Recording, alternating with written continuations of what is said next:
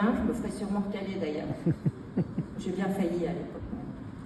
Alors je dédie aussi ce moment à ceux qui sont passés de justesse, à ceux qui ne savent pas ce qu'ils ont envie de faire, à ceux qui n'ont pas de plan de carrière, à ceux qui se disent peut-être « je ne me suis pas engagée dans la bonne voie, est-ce que je suis sûre de moi ?» On n'est peut-être jamais sûr de soi. Moi d'ailleurs, j'ai fait une école de commerce, il y a 16 cas, parce que je ne savais pas quoi faire. Et on m'avait dit que ça ouvrait des portes. Alors j'avais quand même un peu exploré la voie de l'humanitaire à l'époque, mais je n'ai pas réellement trouvé la porte d'entrée. Je suis rentrée à l'école, j'en suis sortie. Jeune diplômée, j'ai poussé la porte de Paribas, j'ai pris le premier job qu'on me proposait, gestionnaire de patrimoine. J'ai adoré gestionnaire de patrimoine. On apprend des tas de choses sur le fonctionnement des marchés financiers. Pourtant, il y avait une dimension qui me déplaisait. C'était toutes ces riches personnes qui se plaignaient de payer trop d'impôts, qui me demandaient à moi de les aider et d'en payer moins, et qui me disaient « Ah Fabienne, tout ça est tellement ennuyeux, faites comme pour vous. » Mais moi, je démarrais dans la vie, je ne gérais pas mon patrimoine, je gérais mon découvert. Je ne payais pas trop d'impôts, je payais trop d'agio. Alors très vite, j'aurais pu changer, m'en aller. J'ai d'ailleurs trouvé un job ailleurs, dans une autre banque. Puis finalement, je suis restée, parce que dans ce boulot, il y avait une dimension qui me plaisait. C'était la dimension associative. En effet, je conseillais des associations pour leur gestion financière. Et j'adorais ça. Et j'ai réussi à proposer à ma hiérarchie de créer mon poste. Il n'existait pas ce poste dans toute la banque Paribas à l'époque.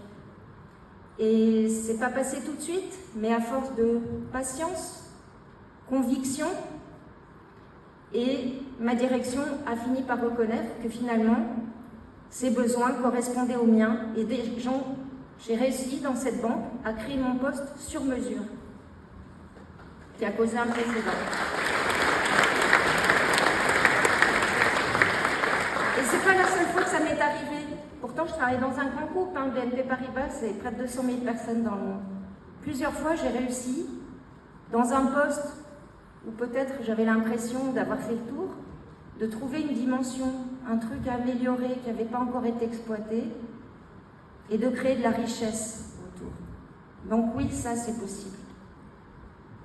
Alors après la gestion de patrimoine, j'ai trouvé un poste en middle office. Alors middle, comme ça, c'est pas très glamour, hein. C'est beaucoup moins chic que très digne. Alors je craignais un peu la voie de garage, et j'ai demandé à ma RH pourquoi elle me proposait ça. Mais elle m'a dit, Fabienne, en fait, il y a tout ce que tu nous as dit que tu aimais. Tu nous as dit que tu aimais organiser les choses, que tu avais envie de travailler dans un environnement international, que tu étais prête à ne plus suivre des clients directs, mais à apporter de la valeur ajoutée à des clients institutionnels. Alors oui, c'était vrai. Ça correspondait à tout ce que j'aimais. Alors j'ai pas choisi ce qui brillait, j'ai choisi ce que j'aimais. Et je suis rentrée au middle office et je m'y suis beaucoup plu. En parallèle, j'avais des activités dans des associations. J'ai fait du soutien scolaire, par exemple, peut-être un certain besoin de rendre à la société et de donner à des jeunes, de les faire bénéficier de la chance dont moi j'avais profité. Peut-être qu'eux n'en avaient pas eu autant. Je suis devenue trésorière d'association. Alors l'association est non lucrative, hein, vous avez compris que c'était un fil conducteur chez moi. Je me suis aussi lancée dans l'expérience syndicale. Une fois, j'étais représentant du personnel, j'en suis revenue. J'ai retenté une autre couleur. J'en suis revenue aussi. Et puis finalement, je me suis dit que je pouvais contribuer à un meilleur climat social, à de meilleures conditions de travail en étant manager. Finalement, c'est le parti que j'ai pris et je ne le regrette pas. Alors quelques années plus tard, dans une phase où j'étais en quête de sens sur mon parcours professionnel, j'étais dans la phase, qu'est-ce que je peux faire? Je ne sais pas quoi faire. J'en ai assez des produits bancaires, j'en ai assez de la finance et des marchés. Alors j'ai postulé sur un drôle de job, directeur adjoint d'une mutuelle santé. Une mutuelle santé dans le groupe BNP Paribas. Alors il faut savoir qu'une mutuelle, contrairement à une assurance, parfois on fait l'amalgame, c'est non lucratif, encore. Non lucratif, et c'est même dans l'économie sociale et solidaire. J'ai postulé, il ne s'est rien passé. Je n'ai même pas été reçue. Quelques temps plus tard, extraordinaire, l'annonce repassait dans la base des emplois de BNP Paribas. Je regarde mieux, en fait, c'était pas tout à fait le même poste. C'était pas directeur adjoint, c'était directeur. Alors, comme je m'étais fait recaler comme directeur adjoint, c'est sûr que je ne pouvais pas avoir le job de directeur. Et ma RH m'a dit, mais qu'est-ce que tu as à perdre? Vas-y. Ben, j'y suis allée. Veni, vidi, vici. J'ai eu le poste.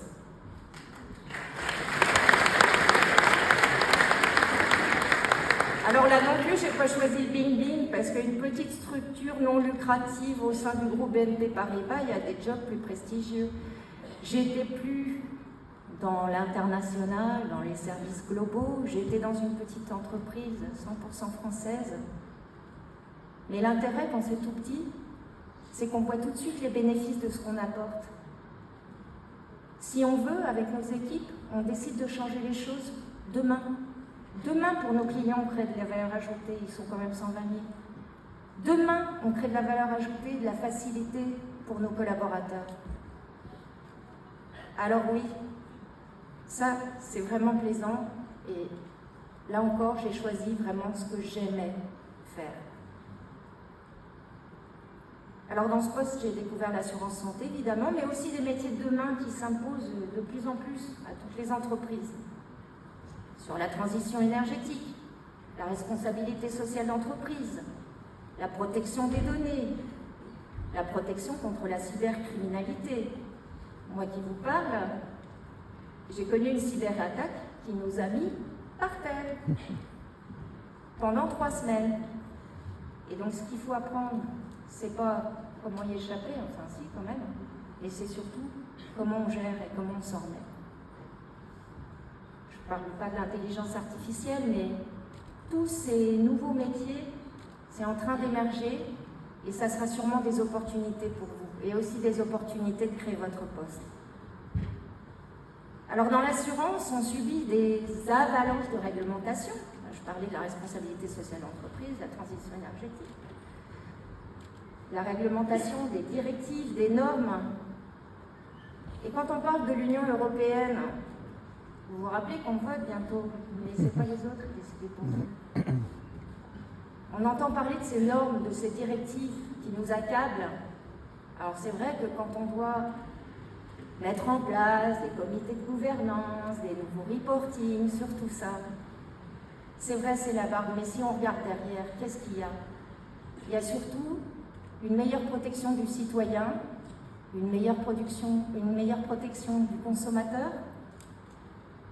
Et en France, on n'est pas les derniers là-dessus. Il faut être fier de ça. Je crois qu'en 2024, on peut davantage concilier son métier et ses valeurs que par le passé. Et l'école nous encourage à ça, ça a été dit dans les petits messages diffusés. Et il y a un mur très inspirant à l'école.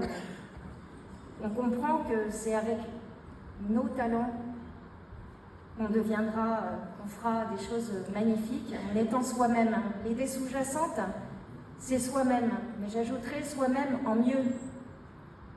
Moi, je travaille beaucoup sur les sujets de développement personnel. Je trouve que ça apporte beaucoup dans le travail et ça apporte beaucoup à titre personnel. On peut toujours être un meilleur manager, un négociateur plus diplomate, un parent plus à l'écoute, un meilleur enfant, un ami, un collègue plus présent. Travaillons sur nous-mêmes, ça, on n'a jamais fini. Et je crois que l'école nous apprend à être meilleurs. Alors sur l'amitié, l'école, elle m'a drôlement apporté aussi.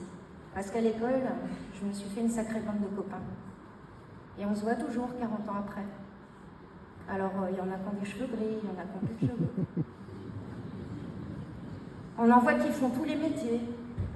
Instituteurs, commerçants. Je crois même qu'on a un pilote de ligne dans notre promo. Par là, il y a un avocat qui vous parlera tout à l'heure. Alors, soyons nous-mêmes. Ne cédons pas aux injonctions, ni sociales, ni professionnelles, ni familiales, ni amicales. Efforçons-nous de garder en toutes circonstances notre libre arbitre. Alors vous qui allez devenir des alumni, après que l'école vous a donné les cartes pour évoluer dans la vie, je vous souhaite de réussir, mais par là, je vous souhaite surtout d'être heureux dans votre boulot et dans votre vie. Bravo encore et bienvenue dans la famille Adélie.